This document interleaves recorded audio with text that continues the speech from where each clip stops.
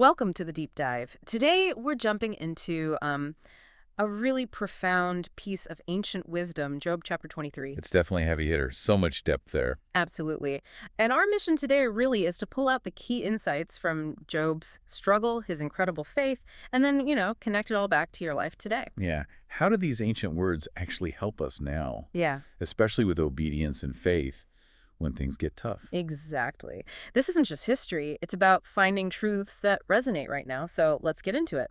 We find Job, and he's going through just unimaginable suffering. And his reaction, well, it's not really defensiveness, is it? No, not at all. The text calls it a bitter complaint, but it's coupled with this intense desire, this yearning to actually find God in the middle of it all. He's hurting deeply, but he's actively searching. He wants an audience with God. He says, "Oh, that I knew where I might find him, that I might come even to his seat." What does that mean, coming to his seat? Well, it's pretty bold, actually. It's like he's demanding a formal hearing. In that culture, approaching a king's or judge's seat meant you were initiating a legal case. So he's not just complaining, he wants to argue his case. Precisely. Mm. He wants order his cause before him, fill his mouth with arguments. He believes he's innocent and wants vindication to be delivered from his judge, as he puts it. Wow. And what's really amazing is his confidence. He thinks God wouldn't just crush him with power. Right. He says God wouldn't plead against me with his great power. Exactly. But instead, he would put strength in me. It's this almost confrontational faith. It's not passive acceptance at all. That's such a key point. True faith isn't always quiet, is it? It can be raw, direct, even frustrated. It absolutely allows for that kind of honesty. And yet, despite this intense desire to find God, to have that meeting, Job is also just completely frustrated because God feels absent. Painfully so. He says he looks everywhere, forward, but he is not there, backward, but I cannot perceive him. Left, right, God hideth himself. He just can't find him. It's a powerful image of searching, isn't it? Yeah. And it hits on something so many people feel. How can God be present when he feels so completely absent? Yeah. What's the wisdom there? I think the core ancient wisdom here is that God is present even when our feelings say otherwise. His presence isn't just about what we perceive emotionally. It's about trust in his nature. So feeling isn't the reality. Not necessarily. Yeah. And crucially, the very act of Job's searching, even though he can't behold God, that search itself is an act of faith. It shows you believe he's there to be found, even if you can't see him right now. The search itself matters. I like that. And that leads us right into verse 10, which feels like the absolute heart of this chapter. It really is a turning point. Yeah, despite all the pain and the feeling of absence, Job makes this incredible statement. But he knoweth the way that I take. When he hath tried me, I shall come forth as gold.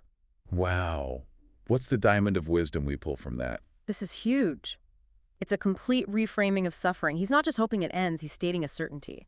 When I'm tried, I shall come forth as gold. Not if, but when. Exactly.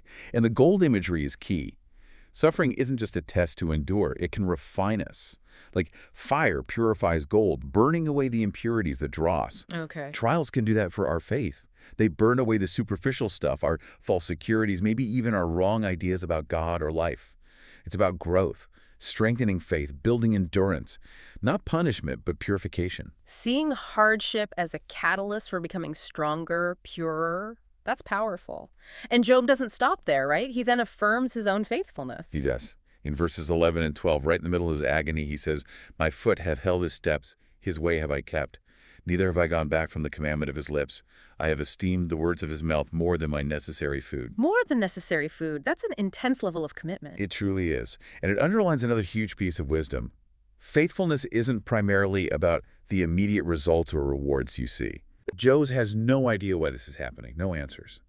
But he holds on to his integrity, his commitment to God's ways, God's words. He's saying obedience, sticking to God's commands, has value in itself. Regardless of whether it works out in the short term. Precisely. It encourages obedience because it's about honoring God and your own character, not just trying to get a specific outcome. It's about who you're becoming in the process. That definitely challenges our modern focus on results, doesn't it? Faithfulness in the process. Okay, so as the chapter wraps up, Job seems to shift again. He acknowledges God's sovereignty. Yes, his absolute power and authority, and his mystery. Job says, "But he's in one mind, and who can turn him? And what his soul desireth, even that he doeth." for he performeth the thing that is appointed for me. He understands God is in control, his plans will happen. And how does Job react to that? It's fascinating. He's honest. He says, this understanding troubleth me, and I am afraid of him. So it's not comforting, it's troubling.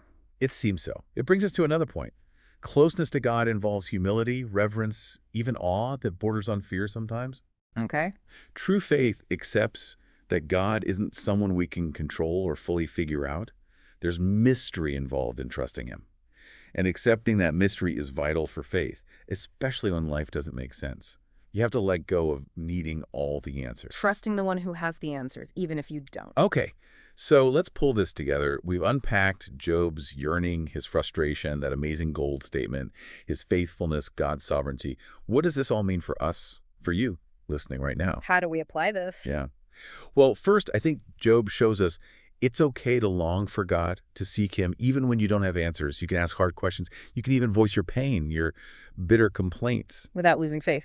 Exactly. Yeah. Faith isn't silence or pretending everything's fine. It's holding on, maybe desperately sometimes, even when you're confused or scared or God feels miles away. Yeah. That actually strengthens faith because it's real. It validates the struggle. Absolutely. And that line, but he knoweth the way that I take. Mm. Think about that. Even when God feels silent, that verse assures you your journey isn't unnoticed. He sees. He cares. He's with you, even if you can't perceive him right then.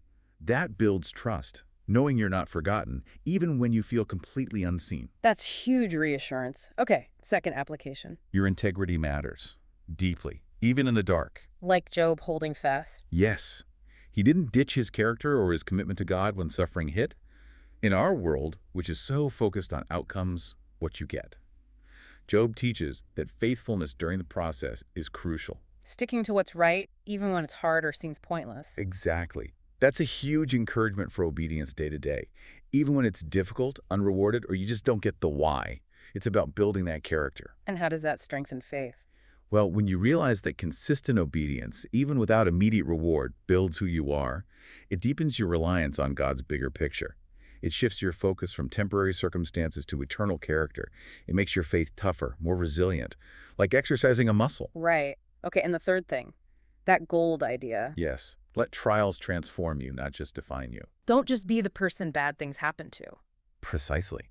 See hardships, as Job did, as opportunities for refinement, for growth, not just random bad luck or punishment. It's a perspective shift. It empowers you, right? It really does. It helps you face challenges knowing you can come out stronger, more refined, with a deeper faith and obedience. It changes the narrative from just enduring pain to being purified through it. So wrapping up, Job 23 gives us so much, this incredible trust, even when God feels absent, the idea that suffering can refine us like gold, and the sheer value of integrity, of obedience when we don't understand. These ancient words really do offer a powerful way to navigate trials, strengthen faith, and encourage that consistent obedience, trusting God's plan even when it's hidden. Understanding Job's raw honesty and ultimate trust can definitely deepen our own walk with God. It encourages us to seek him honestly, trust him when he feels distant, and obey his word no matter what.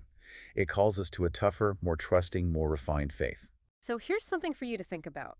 In your own life, when have you felt unseen by God, yet trusted, like Job, that he knew the way you were taking? And maybe think about how that trust, however small it felt, might have begun to refine you like gold.